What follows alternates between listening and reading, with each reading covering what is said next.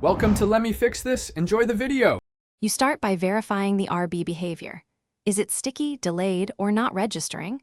Once confirmed, power down the controller and remove batteries or unplug the cable so you work safely. Make sure you have a T6 or T8 star driver, a plastic pry tool, a small brush, and 90% plus isopropyl. Begin by unscrewing the back screws and gently prying the shell apart. Avoid snapping plastic clips.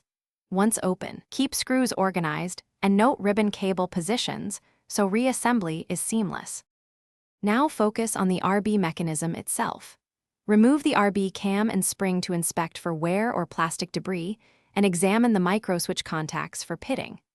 Clean all contact surfaces with a 90% plus isopropyl swab while actuating the switch through its full travel to dislodge grime. If the switch shows physical damage or poor continuity, replace it.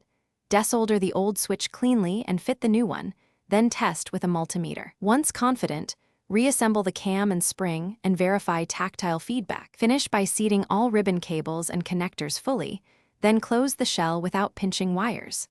Once assembled, reinstall batteries or plug in and perform a full button test on your console or PC.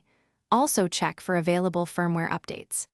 If RB still misbehaves, try swapping the controller daughter board or test another known good RB switch to isolate the issue. Troubleshooting tip: intermittent faults often come from a cold solder joint.